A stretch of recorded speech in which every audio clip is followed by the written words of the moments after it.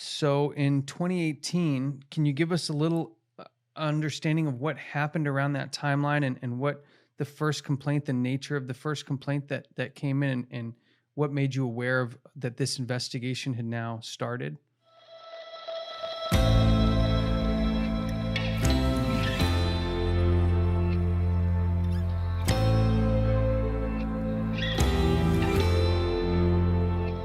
Welcome, brothers and sisters. Thank you for joining us today. This is a very special episode of Truth Matters.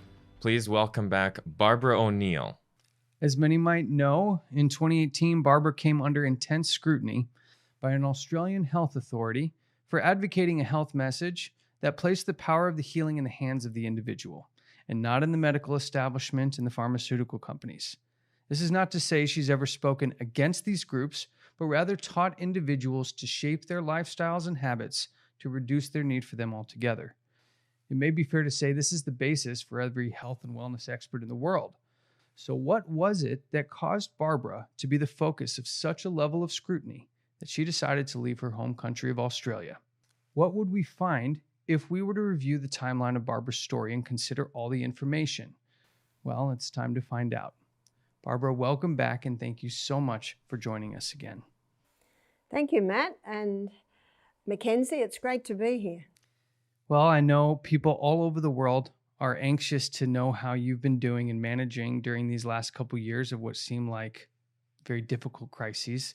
Could you take a minute and give everyone an update on how you've been and let us know how you're doing today? Okay, sure. It was a big shock to us, what happened to me, because the fact is, I don't know how there can be a crime if there's no victim. The people that have put in the complaints have never met me. They have never been to our health retreat. I believe it's a differing of opinion. But what's been happening is that Misty Mountain is still running. I'm not allowed to speak and I'm not allowed to give any health advice. But I love my mountain home, and so what I've been doing is I've become the gardener, and I certainly love gardening. And we've got a fantastic veggie garden now. We've got our compost bins up and running, and often in the morning when I'm pulling weeds and planting little seedlings, my two little grandchildren come and join me, so I certainly have enjoyed that.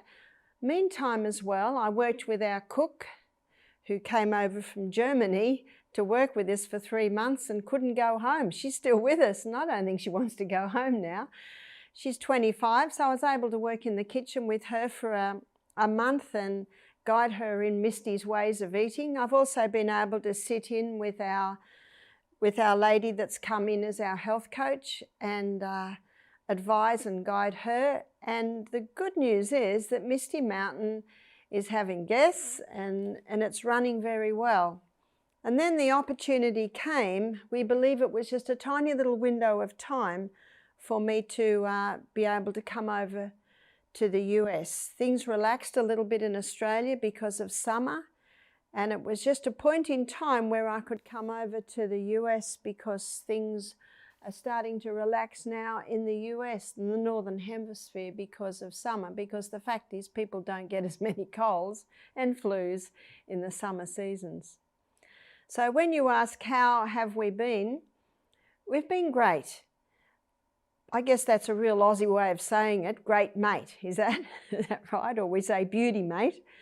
But I also know that God called me to do this.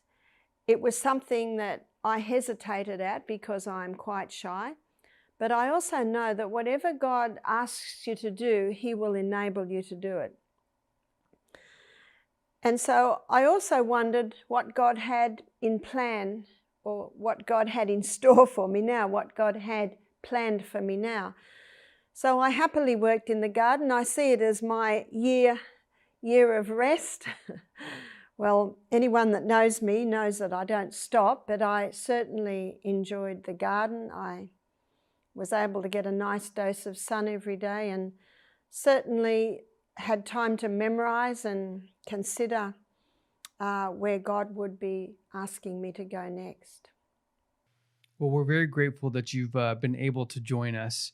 And we're going to try to take the audience through a bit of a timeline to try to reduce the confusion around what I'm sure there's been a lot of speculation about. And so the timeline that we're going to cover today is really the basis of the book your husband wrote, Michael ONeill, called The Assassination of Barbara ONeill, where in it he lays out in detail the issues you both faced in the last few years. And I think it's important that our audience try to get as much context as possible, because I think what we're going to see is that what you've experienced is a symptom of a much larger root issue, which is what we're kind of hoping to uproot today. So I'd like to take our audience to 2011, where you're at Misty Mountain Retreat. You guys have just opened this new retreat, and I believe you had actually purchased this property and were looking to redo it. Can you tell us a little bit about the property when you came to find it? It used to be an old Aboriginal school, if I understand correctly. That's true. Now, we used to be in the next valley, excuse me, which was called Misty Mountain. So that's where we got the name Misty Mountain Health Retreat. And we were there, I think, about 8 years. But it was 2 hours from town. You had to drive through creeks and go up mountains. And probably our biggest complaint was access. And then this property in the next valley came for sale, and it used to be an Aboriginal boarding school. And when Michael was in his 20s, he'd just become a Christian, he used to go there and he helped to even start laying the foundations of some of the buildings. So he has warm memories from it was called the Mirrawinny Aboriginal Boarding School. It had gone into receivership, and it was in a very bad state of disrepair, not only the buildings but also the land. And if you can buy, in Australia, if you can buy land with houses on it, it's a great saving. It's far more economical to renovate a house than put in the plans and have to go through council to get to build a new house. So it was attractive to us in that there was even a bridge over the creek, it had electricity, it had a lot of buildings, and it was only an hour from town. So in that way, it was an attractive purchase for us. Well, and what's really interesting there is this is where your videos first started to be recorded and put on YouTube. And 2011 seems to be this moment where the message that you've been advocating really exploded worldwide. And between 2011 and 2018, it seems like things were going quite well. Can you kind of tell us what things were like between this period of prosperity for your career in this health message? It certainly was a period of prosperity. We ran with doing 2 programs, 1 week off, 2 programs, 1 week off. And we did that basically all year until November, December. In December, our staff had 4 weeks holiday. But what this did was that allowed me to go and speak. So every break, I would be going somewhere in Australia or Fiji or New Zealand and speaking. Sometimes we'd close for 2 weeks, which allowed me to go to the US and do meetings there. But we were always restricted by the fact that I had to get home and be part of the program. Our business certainly blossomed. We were averaging 12 to 14 guests per program. And what I think really accelerated that was the lectures going up on YouTube. It was probably about 2014. We usually have my lectures filmed every 3 years.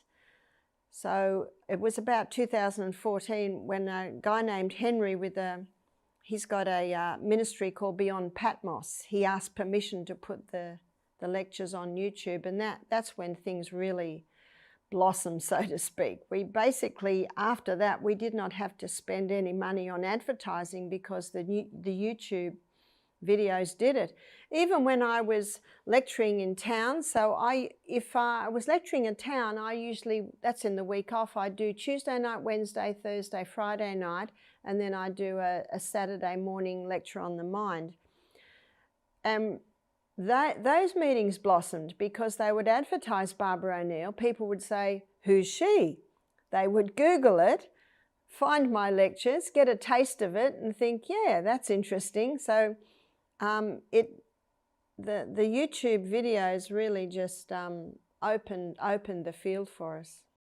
That's a pretty intense schedule, 2 weeks on, 1 week off. And we also wanted to ask you, so in 2016, your husband, Michael, he started a political party. So could you tell us a little bit about that? Sure. What actually triggered Michael to do this was, I think it was 18 months before, the Prime Minister of Australia stated that if parents did not vaccinate their children, they brought it in as law, they could not get childcare rebate and they could only get half of their family allowance. This really challenged Michael, because he said that is so wrong, because that money that comes to parents is actually coming from Australians' tax. He said that is so wrong that they've done that. And then a year later, they brought in another law that if an unvaccinated child went to a child care centre, and if the child care centre accepted any unvaccinated children, $10,000 fine. So Michael said, where is this heading? This is so wrong. He wrote letters in the newspaper and he spoke to people, and I would say every single program, we had 2 or 3 people that had stories about child being damaged by vaccine, child dying from vaccine. Maybe it was their niece, maybe it was their grandchild. So many stories that Michael said to me one day, I want to start a political party. I want to fight against these injustices that are being doing to Australians. So that really what happened. And when he started to investigate and start the party, he had a lot of support. He'd go to rallies and half of the people at the rallies were young mums with their little ones in tow and babies, and they would just come up, some of them crying, saying, thank you, finally someone is making a stand. So this was mainly started for the mothers because of the mandated vaccines. Yeah, that's exactly right. Michael said someone has to speak, someone has to stand for these injustices. And a journalist said to him, Michael, are you prepared to lose your name, your business, your house, your land? Because they're going to just target you. Michael said, yes, I am. He said, I'm not in my 30s, and I know that God is preparing a mansion for me. And my aim is not for worldly gain, but it really is to fight for freedom. But Michael was unprepared that they would target me. That's what he was unprepared for. Well, and the reason we bring up this 2016 incident is because 2 years later is when things start to get really rocky. It's in 2018 now. Things are running fairly smoothly, but then in October, 2 new characters, so to speak, come onto the scene. And these 2 groups are called Friends of Science and Medicine and Healthcare. It's called Friends in Science and Medicine and Healthcare Complaints Commission. So in 2018, can you give us a little understanding of what happened around that timeline and what the first complaint, the nature of the first complaint that came in, and what made you aware of that this investigation had now started? That's right. Michael and I were in Bali actually having a holiday and we got the email and Michael said, oh dear, he said, there's been some complaints about you. Now let's go back to a month previously. It was one of Michael's gatherings for his political party, public meetings, and they asked if I would give a lecture on the 8 laws of health, which I agreed to. And I basically just spoke on the body's ability to heal itself, and it can heal itself when it's given the right conditions. Michael told me, because I don't really do social media, but he told me that 24 hours later, the Friends of Science came on and said, we have to take this woman down. Are there any volunteers to put in some complaints against this woman? Within a few days, a few complaints came in. Now, the complaints were from a nutritionist in Brisbane. And one complaint was that I was advocating goat's milk for babies if the mother could not breastfeed. The other complaint was that I advocate putting a piece of apple in a net bag for a little baby to suck on so they don't get any lumps. And the claim was that the baby could choke on the net bag. Now, when Michael and I saw these complaints, we laughed. We just said, this is ludicrous. Babies have been fed goat's milk for thousands of years, and especially babies that have allergies to the cow's milk. And you can even buy a little device with a net bag in the pharmacy for mothers to put the apple in. So we didn't take it seriously. Michael seemed to have more concerns than I did. And I was to give an answer. I reflect back now that they wanted their answer to be scientific studies. I didn't give scientific studies. I basically used common sense and history. And I don't think they were happy with my answer, I realise now. And so when I was in Botswana speaking at an educational conference, I got the email that I was officially under investigation. And because I was officially under investigation, I could not speak and I could not give any health advice in Australia while I was under investigation. So the ban really started from there. I have to admit I put my head down and cried because I cried because of the injustice. I thought, I can't believe it that they have done this to me.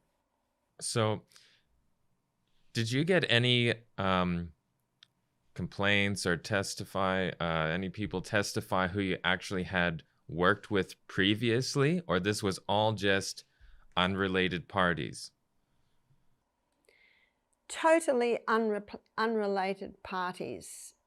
In fact, I have never met the people that have put in the complaints. They have never been to our health retreat.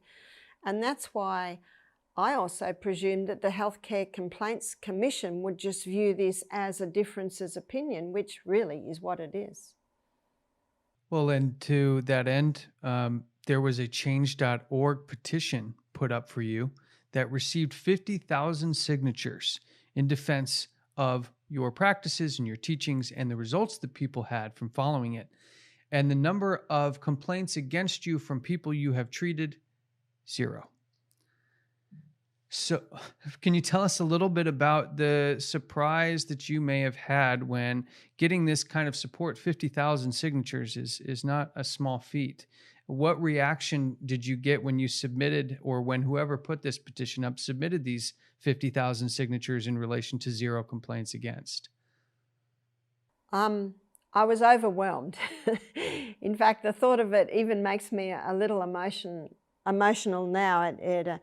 I'm in awe of it. In fact, I almost cannot comprehend it. It is thrilling to see, and it is certainly very, very humbling. And it was June in 2019 that I had to appear at a tribunal, and we were able to present to them then 35,000 signatures. And my understand that to date it's getting up to nearly 55. But it was as if nothing to them, which I thought was also strange.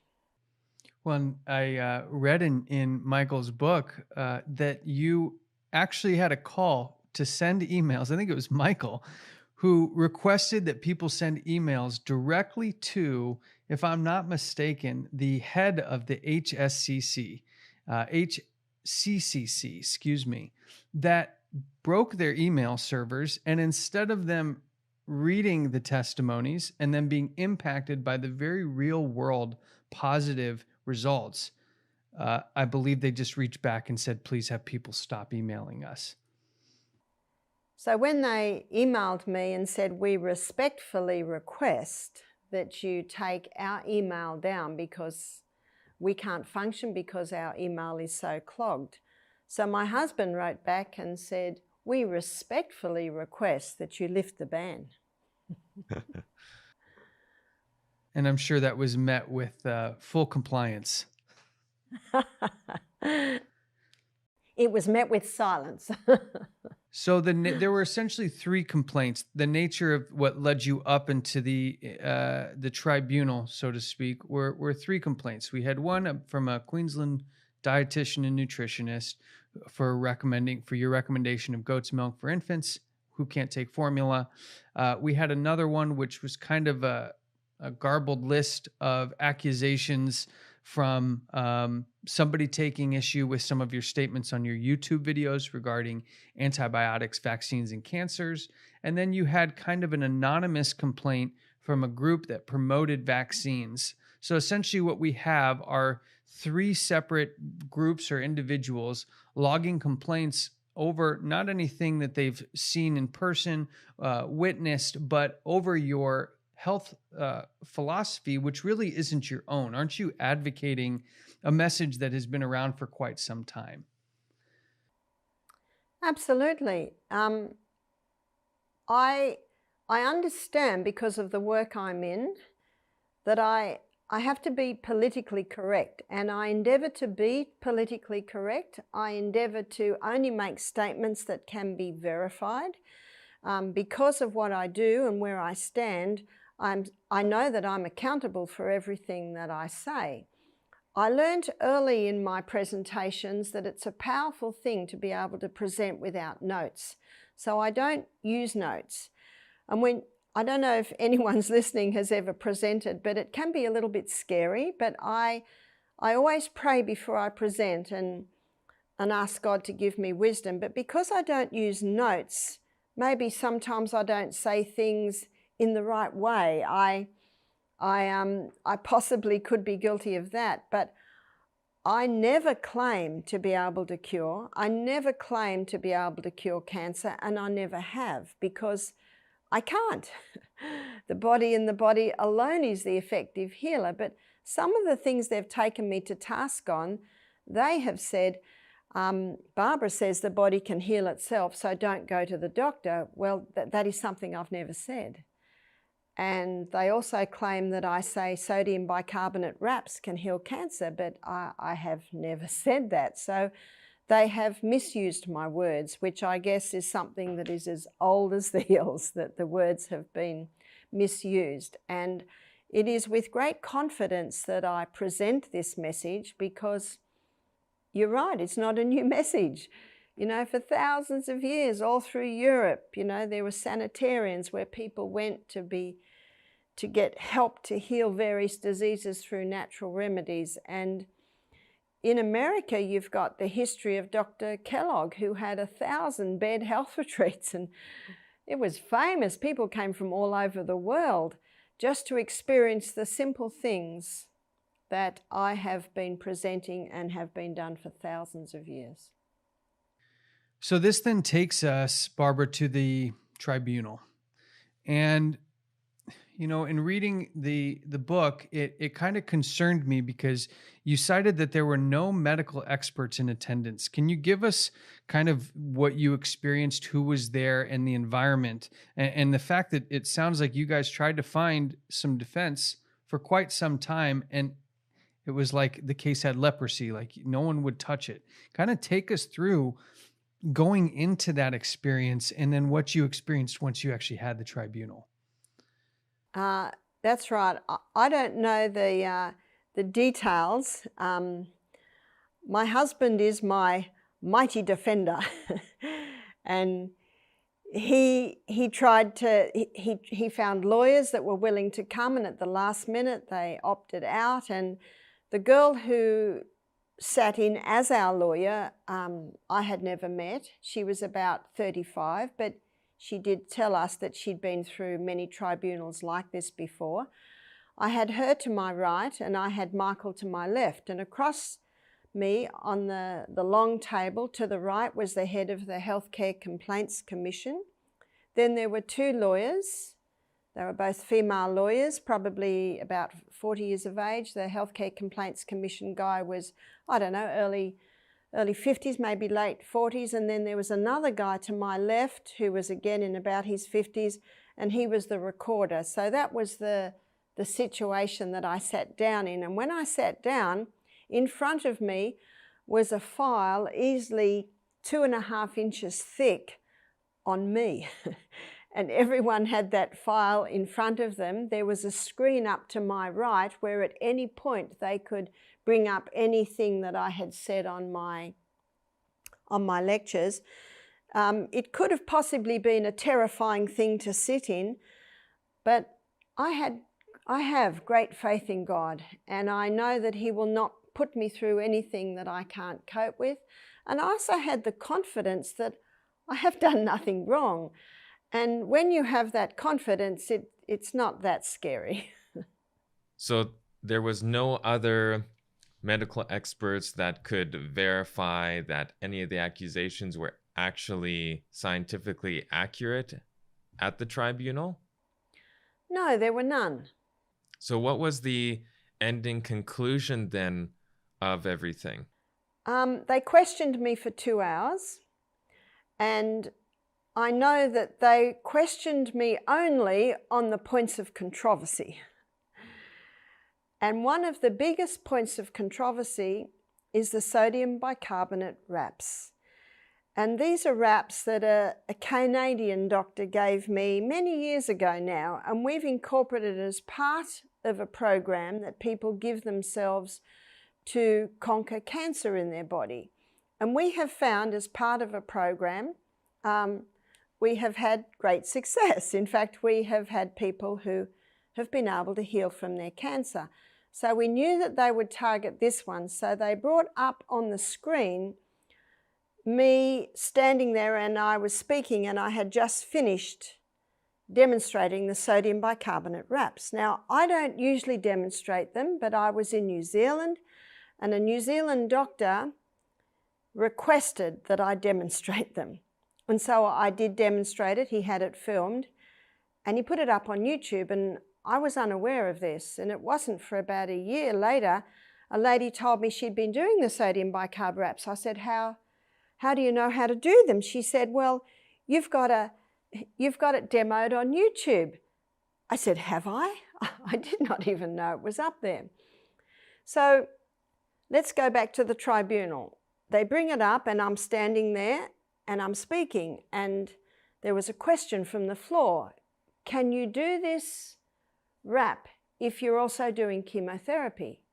And my answer was this: it's like cutting the arm and putting a Band-Aid on it, cutting the arm and putting a Band-Aid on it. These two systems really war against each other, and they turned it off. And when they turned it off, I internally breathed a huge sigh of relief and thought to myself, is that all they've got? And I looked at him because I thought, now what is he going to say to me? And he said, why did you put that up on YouTube? I said, I didn't. He said, who did? I said, I don't know. I presume the people had filmed it. He said, why did you have it filmed? I said, I didn't choose to have it filmed. It was requested that I demo, and I guess they filmed it. Who requested that you filmed it? So can you see he's getting strong with me? And I said, a doctor. He said, what was the doctor's name? I said, I cannot tell you. And he said, are you refusing to answer the question? He was very strong. I was taken back by this, and at the same time, my husband's kneeing me under the table. I looked at the lawyer. She said, call a break. So we called a break, and they walked out. I said, have I blown it? What have I done? And my husband was not happy that I'd quoted this doctor, so that's the only time I actually felt a little upset. And the lawyer said to me, you have to answer the question or you will be charged.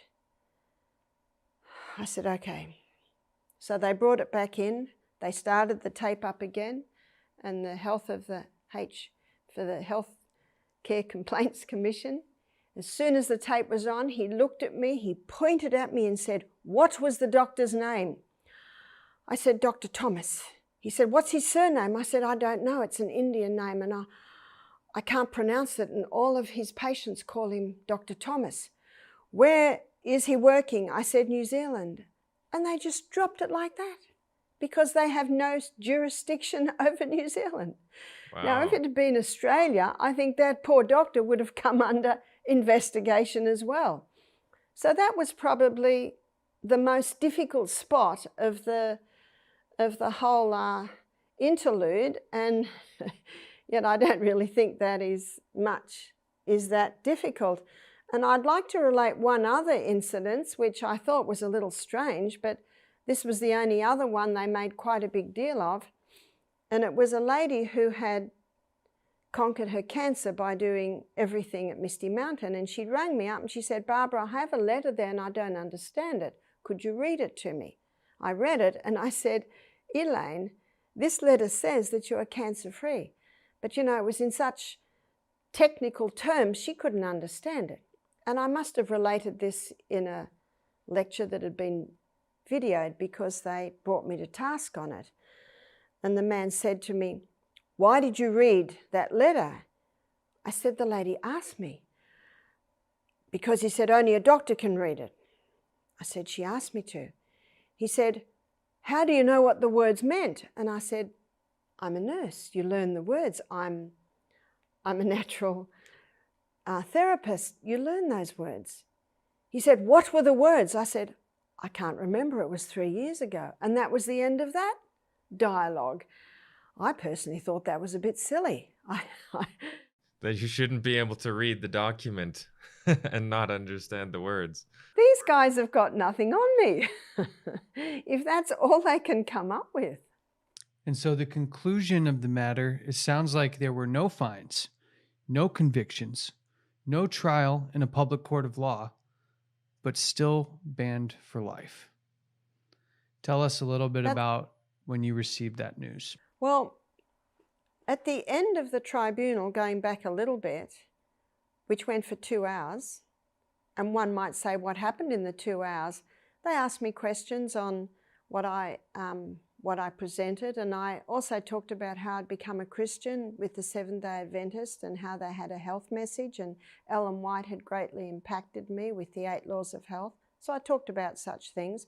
But when it was over, Michael and the lawyer and I were sitting there, and the lawyer said to me, "I can't believe this." She said, "They've got nothing on you." Now, this is the lawyer who sat through similar tribunals again and again and again. She said, "They've got nothing on you." So my husband said, "Does that mean she'll be free? The ban will be lifted?" The lawyer said, "Oh, no, she'll get a life ban, but she won't be put into jail, because if she was guilty, she'd go to jail." That really challenged us. And so this was June 2019. It must have been July 2019. I was in Fiji at the time teaching at a training school and health retreat. It was on one of the main Fijian islands. And I got the email that I had received a life ban, and they had 17 pages of accusations against me. I cried. In fact, I sobbed. I sobbed for 15 minutes. I was by myself, which I was glad of the luxury of being able to grieve. And after 15 minutes, I stopped. I dried my eyes and I said, "Well, Father in heaven, what plan do you have for me now?" Because my life is his. When I got home, my husband said, "Well, my dear, you have a choice. You can retire or you can just work overseas." And I said to him, "I am not ready to retire. Even though I'm in my late 60s, I feel I've still got a lot to give, and I feel I maybe have more to give now than I have ever have, because I have so much more experience now. I have so much more knowledge in my mind now." So I said, "No, I'd like to work overseas." So 2020 was totally booked out for me, all over the world, and then COVID hit. So that's when I became the gardener. And so that kind of takes us through where we are today. I mean, you cited in the book that this quote, I'll just read it directly. It says, "I remember the words of Jesus. When they persecute you in one city, then flee to another. I accepted that advice and had to move on. I feel disappointed that I had to leave my country of my birth and where my children live." Tell us what your faith was like during this, what role your faith played to carry you through, and these words that you've given that Jesus gave his followers to have confidence in the face of persecution like you've experienced. It was my faith that sustained me. I don't know how I could have done it without this faith, because I believe what happened to me was so unjust. But something else happened, and it was a newspaper article in the Guardian newspaper. I'm sorry that I can't remember the absolute timeline of this. I think it was probably late 2019 that a journalist, she's actually an Australian journalist, picked up the Healthcare Complaints Commission's complaints upon me, and she wrote an article in the Guardian newspaper in London. And that Guardian newspaper, of course, can be read worldwide, because it was within probably hours of it hitting the press, we got a phone call from London, 7:30 in the morning, saying, "We're just warning you. A very bad article has been written on you in the Guardian newspaper, claiming that you are a fraud and a threat to public safety," misusing a lot of my words. That was hard. And then a few hours later, we got a call from America saying, "We're just warning you, this Guardian newspaper has gone around." By the end of the day, I was getting emails from my sisters saying, "We've just read what they've said. And my sisters are very medical. They said, we don't know the whole story, but we just want you to know that we support you. We know you. We know we call you the gentle healer. We know how honest you are. So we don't believe what they're saying." And that was very nice. It was very, very nice to get that. But I think that a lot of people read that and thought, she must have done something wrong for this to have happened. And something else happened too, and that was a doctor in the Cook Islands read the Guardian newspaper. Now, I had been to the Cook Islands twice, one a few months previously and one a year ago, giving health lectures.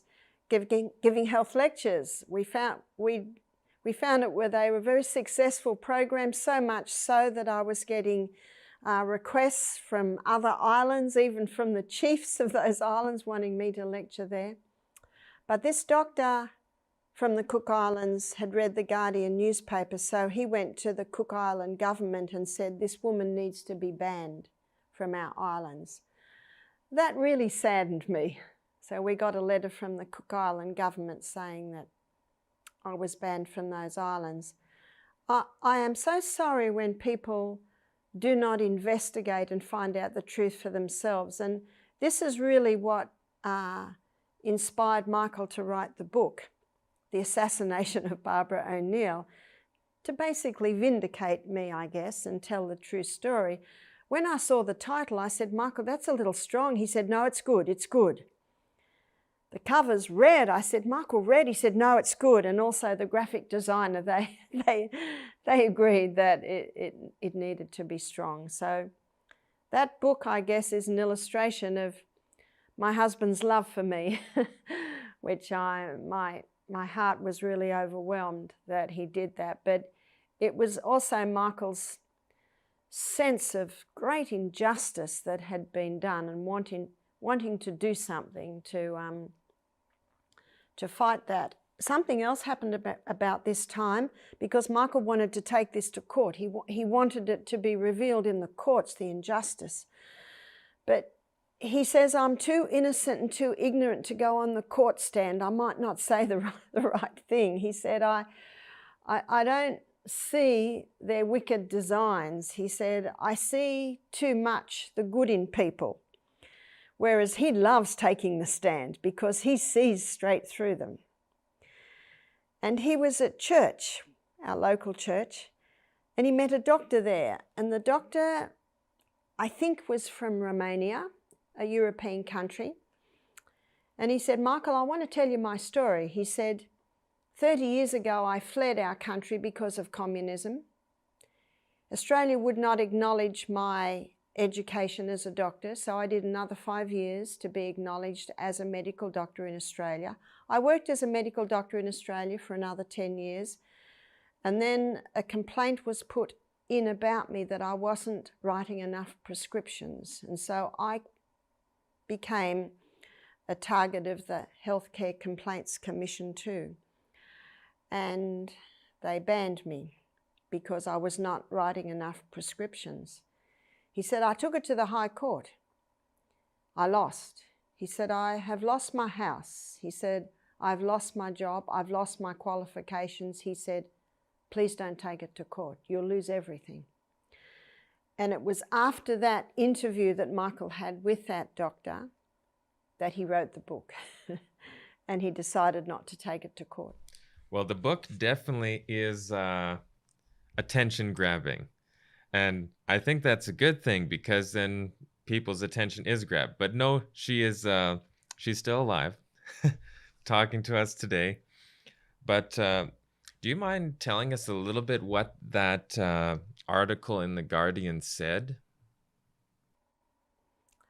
I have to tell you, I never read it. I made a decision not to read it. But my husband read it. Anyone who read it got angry, and that's why I decided not to read it. I am a tender soul, and I knew it would hurt me. But my son read it, and he rang me up. He said, Mum, it's all lies. And my daughter-in-law said to my son, but William, they're not allowed to print lies. He said, well, they have. And I do know there was one situation where I was misquoted. There's the quote that I'm saying that sodium bicarbonate will heal cancer, but as I've already clearly shown you that I've never said that. If I had said that, the HCCC would have had it up there on the film. There was another situation that they misquoted. When my son William was 10, a fish hook went into his thumb. He was playing with the fish hook, and the fish hook got into his thumb. I couldn't get it out, so I went to the doctor. And the doctor put some local anaesthetic into William's thumb, did a little cut and pulled the fish hook out and bound up his thumb. There's no need for a stitch. As I'm walking out, the doctor said, has William got his current vaccinations? I stopped, I looked back at the doctor, I smiled, a big smile, which shows confidence. I said to the doctor, my son has been immunised naturally. I'm a naturopath and a nurse. If I have any concerns, I'll call you. And I left very quickly. Now, what did I mean by that? And this is what I obviously said in a meeting that I gave. William runs through the hills. He gets lots of fresh air. He gets fresh water from the garden, from the mountain stream. He eats vegetables grown in our garden, which are incredibly high in minerals and nutrients. He goes to bed early. He is brought up in a home where he's taught the love of God. He drinks adequate water. He doesn't take any poisons into his body. He has no caffeines, refined sugars. That is natural immunisation. But what I've been quoted as saying is, you don't need to take your children to the doctors and vaccinate the mothers. Just let your children run through the hills. So you see how it can be distorted. I actually took my son to the doctor, and that's what I say to mothers. If you're concerned, take your child to the doctor. Have your child assess. Take the script home with you. Try the natural remedies. If they don't work, use the script. But I have to tell you, I never had to use the script. So it was situations like that, I understand, where I had been totally misquoted. And this journalist did not contact us to find out the truth of the matter. And I'm so sorry that that journalist did that, because that is not honest journalism. No, definitely not. A recent thing, this happened probably 5 months ago. We'll go back to 2020, where I told you I was the gardener and also training the staff. I was also doing Zooms. I did Zooms to Africa. I did Zoom a couple of different places in Africa. In fact, I did a 21-day seminar on child rearing. I also did Zooms to England, and I did Zooms in a couple of places in the US. So that's 2020. So it must have been February 2021, I received an email from the Healthcare Complaints Commission saying, "We notice that you are doing Zooms. This is your final warning. Any more and you will be put in jail for 3 years." I'm not speaking to anyone in Australia, I'm speaking overseas. It was then that my husband said to me, "We've got to get you out of Australia. It is not safe." In fact, I had people pleading with me, "Barbara, just stop everything. We don't want you to go to jail." I thought jail was for criminals. What an amazing story. And I think what it's telling us is there's something larger going on here. This is not a Barbara ONeill exclusive story. This is really, as we said earlier, a symptom of a much larger issue. And while we don't have much more time to cover it today, I just wanted to get your perspective, Barbara, on what's changed with this health message from when you first started to where we are today. I know we're in a global health crisis, and it seems more and more that any room for alternate opinions or different ways of looking how to solve a medical issue is being uprooted and removed completely in a very aggressive manner, leaving no room for anyone to have any discussion on the viability of these methods or the risks that are posed from the methods that are being used to treat people now for the current crisis that we're in. So can you just quickly kind of give us a snapshot of what you think has happened to the health message and maybe why it's happening so aggressively changing to what it is today? Thanks, Matt. I like your word aggressive, because you see, I used to work in the operating theatre as a psychiatric nurse, and surgery is violent. Now, I'm not against surgery. Surgery's come a long way. And if I broke my leg in 10 places, I think I'd appreciate surgery. So I'm not against surgery. And it is something that in some cases it must happen. Absolutely. There's no doubt about that. And don't we love the drugs that put you to sleep while you have surgery? I have absolutely no complaints about that. But what it is with the natural medicine is it's very, very gentle. And that's what I love about it. And it works with the healing powers of the body. You've got nothing to lose if you try a grated potato poultice and it doesn't work. You've got nothing to lose if you do a sodium bicarbonate wrap and you feel it's not doing a lot. You've got nothing to lose.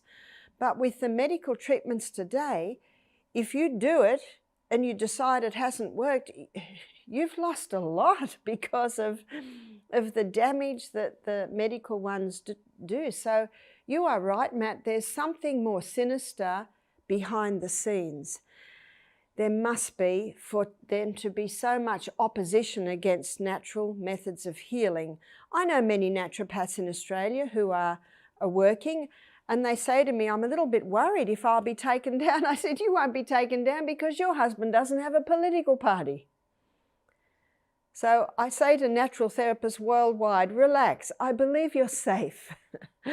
And that's all I ever wanted to be, was just gently and silently and quietly in the background, helping as many people as I can to bring about a healing condition in their body and get relief. That's really what the natural methods do. So you're right, Matt, there's something further afield here.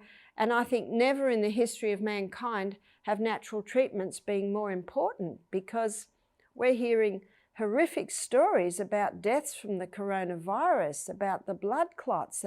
So many things are coming out, and yet there's no side effect from using natural methods of healing. And if 90 9% of people heal or recover from the coronavirus. And by the way, if their bodies are given the right conditions, they can recover in 3 days instead of 2 weeks. And they're the simple, natural methods of healing. So using common sense, it defies reason that anyone would have a complaint about these natural methods of healing.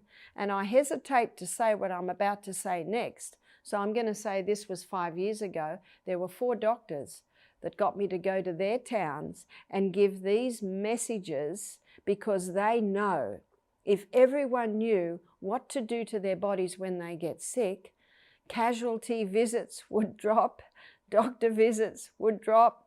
How many doctors don't have room to have any more patients?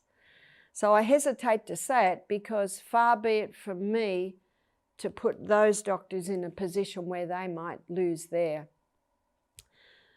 credentials. So I say 5 years ago because maybe they're not practicing anymore. Maybe they've retired, so they can't be taken down. So I think the main thing from all of this is that we need to understand our body and just the freedom to choose what route we want to go. Do we want to try certain natural methods of healing that aid the body in healing itself?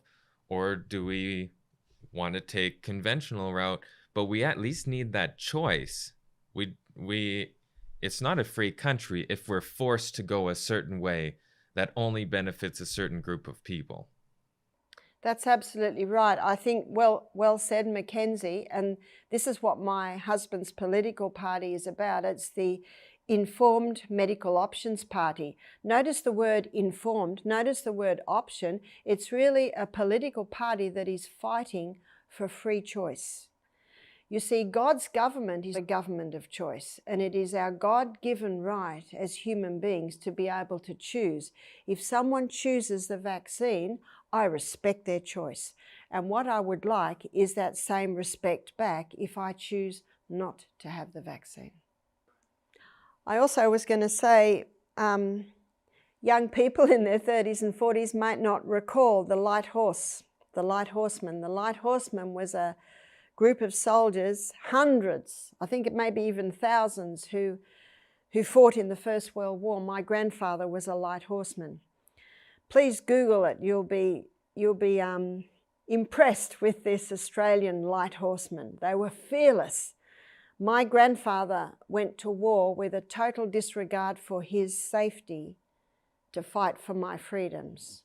Now, my freedoms have been taken away from me. They have been in Australia under the guise of safety.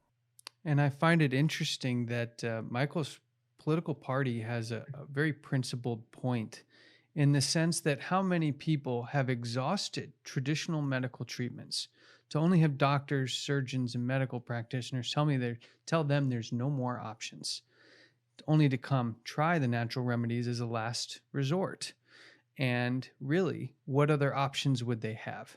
So at that point, what would you have someone do if they couldn't choose a natural remedy when traditional medicine has said, we can no longer help you? And I imagine many of the people that came to you fit that criteria. They certainly do. And some people don't make it. In fact, you know, they come too late, but they're happy because the natural methods made their last days more comfortable. But we have Aboriginal twins working at our retreat. These guys, Dan and Dave, are in their mid-50s. Dave's been working for us for years, but his twin brother recently had a heart attack. He was obese. He was on a lot of medication. They nearly lost him several times. He started to use natural methods and he lost weight. He came and did our program. He loved our program, lost a little bit more weight. He was a bit scared about coming off his medication. I have no authority about medication. I give the person the choice. He was using natural remedies, but his blood pressure got so low he was nearly passing out. I said, Dan, I think it's time to stop your blood pressure medication. You're going too low. You're 100 over 60. 3 days later, his blood pressure was 115 over 75, and he saw it. So he's been working with me in the garden. he was on a pension because they'd basically pensioned him off. He's trim, slim, fit, muscular, on no medication. So he had to go and have a medical, and they said, "We can't believe this is the same man. He's back at work. He's back at work in the mines." Oh, I've lost my fellow gardener. Now that was a man in his mid-50s that medicine had said, "We can do no more for you." Incredible turnaround. And he was so fearful because the doctor said he would die if he stopped the meds. Do you know he would if he'd continued to drink beer, to have meat, to have lots of carbs, lots of sugar. But he was so excited about what he heard at Misty. He moved to Misty and now he's got a full bill of health because the mines see that they've got their worker back. So it's an incredible story, but it's an illustration of what we see many times. Well, I believe that's all the time we have for today. Let me just ask our audience, if you found this informative, helpful, if you were happy to hear from Barbara and you want other people to hear this story, take the time and do us a favor. Do your part to spread this message. Hit the like button, hit subscribe, and get this message shared with as many people as possible. Barbara, thank you so much for joining us. Mackenzie, once again, thank you guys for joining. We're so blessed that you were able to share this story with others, and we hope that others are touched by this and that their faith is strengthened by Barbara's story. God bless you all. Thanks so much. Thank you very much. Thank you.